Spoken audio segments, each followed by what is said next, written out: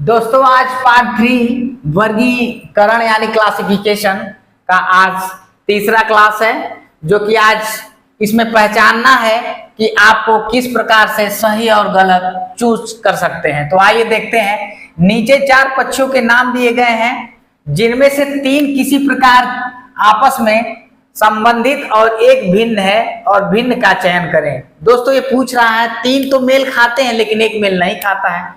तो देखिए, शुतुरमुर्ग, पेंगुइन, गिद्ध, ईमू। कहने का मतलब ये सारे चीज 4 ऑप्शन है, एक सबसे अलग है। तो कहीं ना कहीं आप देखेंगे शुतुरमुर्ग सबसे बड़ा है, पेंगुइन एक छोटा है, गिद्ध यही एक पक्षी है जो उड़ सकता है, ईमू, पेंगुइन और शुतुरमुर्ग ये 4 ऐसे चीज है उड़ नहीं सकते हैं। और ये भी क्वेश्चन पूछता है कि पाई जाने वाली सबसे बड़ी चिड़िया कौन सी है, शुतुरमुर्ग। ये भी क्वेश्चन पूछता है जीएस में। तो कहीं न कहीं आपका गिद्ध हो जाएगा दोस्तों। ये ग्रुप डी में क्वेश्चन पूछा हुआ है। दूसरा क्वेश्चन है दोस्तों, निम्न विकल्पों में से विषम का चयन कीजिए। कहने का मतलब है जी, के, एफ और ए। कहने का मतलब इसमें अलग चीज चुनना है कि क्या है।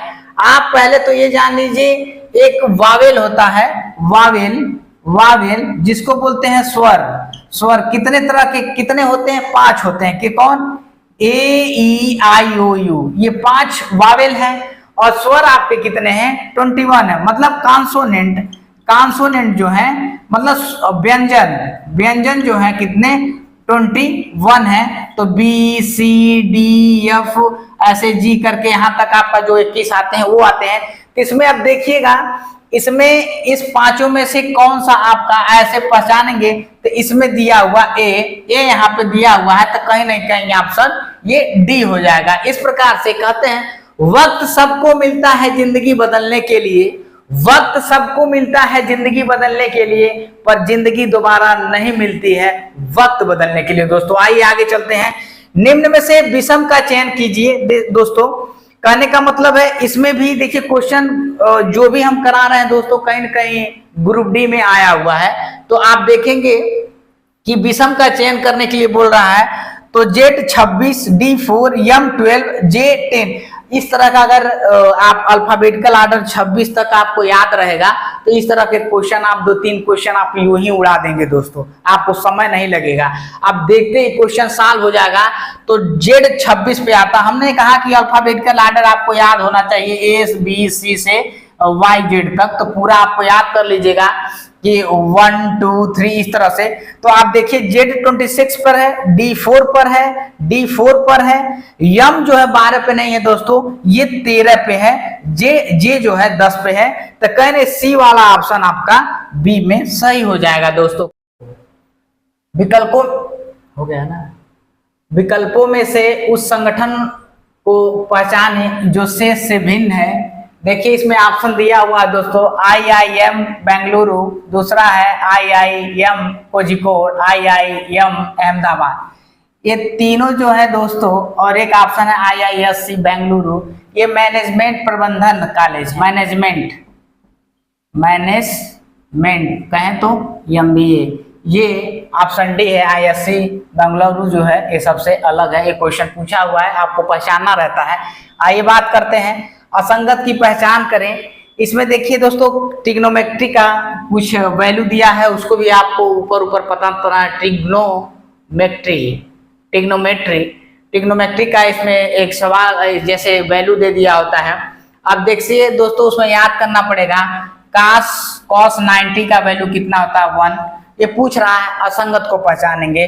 cos 0 की वैल्यू होती है 1, और tan 90 की वैल्यू आप देख लीजिएगा, 90 की वैल्यू होती है इनफाइनाइट, और tan 45 की वैल्यू होती है 1। इसका भी तो कहीं न कहीं ए, बी, डी का वैल्यू 1 हो जा रहा है। tan 90 का इनफाइनाइट मतलब बहुत दूर, कोई अनंत, इनफाइनाइट मतलब अनंत। मान लीजिए आप यहाँ से चले हैं, कोई चीज आप फेंक देते हैं, कोई वस्तु अगर फेंकते हैं बहुत दूर चली जाती, दूर वो फिर वापस आए ना। मान लीजिए कोई वस्तु आपके पास है, ये पेन है, हमने पेन उठा करके ऐसा इतना वेलोसिटी से फेंका कि बाहर चली गई, और बाहर से फिर नहीं आई, और इनफाइनाइट पे जाकर कहीं वो झूल रही है, उसी को बोलते हैं दोस्तों इनफाइनाइट। तो कहीं न कहीं ऑप्शन सी का आप देखेंगे किस में वैल्यू है, बी टिक कर देंगे। और ये ग्रुप डी में, आरआरबी ग्रुप डी में इस तरह का क्वेश्चन पूछ देता है कि अलग क्या, बस इनको आपको याद कर लेना है कि वैल्यू क्या है। अब देखिए A1 है M13 पे T20C, इस तरह का क्वेश्चन ग्रुप डी बहुत रिपीट कर रहा, तो आप अल्फाबेटिकल ऑर्डर क्या करेंगे, ए से जेड तक याद कर लेंगे। कितना है, तो क्वेश्चन आपको 1 से 2 क्वेश्चन आपको मिल जाएगा। सी किस पे है, 3 पे है, किस पे है 3 पे, न कि 5 पे। तो आप देखेंगे वैल्यू, ये देखिए ये option A B C D, option D कहाँ पे है, आप इसको मार दें। दिए गए विकल्पों में से एक बेमेल शब्द ढूंढें, जैसे चश्मा, धूप का चश्मा, कृत्रिम अंग, श्रवण संबंधी उपकरण। कहने का मतलब ये है दोस्तों कि इसमें अलग एक चीज चुनना है, कि कहने का मतलब चश्मा आदमी लगाता है पावर का, धूप का चश्मा भी एक तरह का होता है, हम शौक के लिए लगाते हैं, चाहे एक शौक ही है, समझ लीजिए एक शौक की तरह। कृत्रिम अंग, मान लीजिए कोई अंग है, मान लीजिए उसको यूज के लिए कृत्रिम हाथ कट गया है, तो उसके लिए मान लीजिए कट गया है तो बनाया, कृत्रिम मतलब बनाया हुआ अंग, कोई सा हाथ हो सकता है, पैर हो सकता है, देखे होंगे तो आदमी पहनता है, आप लोग अक्सर देखे हैं। श्रवण संबंधी उपकरण, एक कान के पीछे, कान के अंदर लगा होता है दोस्तों, श्रवण सुनाई देने के लिए, सुनने के लिए, तो ये भी उपकरण है, ये भी दोस्तों कृत्रिम अंग है। और चश्मा, धूप का चश्मा एक शौक के लिए लगाते हैं, या धूप आंख लगती है उसके लिए, तो बी वाला दोस्तों हो जाएगा। इस तरह का क्वेश्चन देखिए दोस्तों आरआरबी ग्रुप डी में पूछा हुआ है।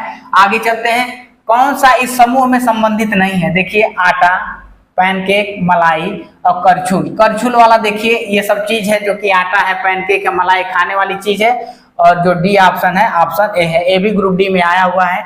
देखते हैं, निम्नलिखित प्रश्न में 4 जानवर दिए गए हैं, जिसमें से 3 किसी प्रकार से एक है और समान है, जबकि चौथा भिन्न है। तो इसमें देख लीजिए क्या क्या है, जंगली भैंसा है, घोड़ा है, याक है और शेर है। ये वाला शेर वाला ऑप्शन सही हो जाएगा। अगर ये अच्छा वीडियो लग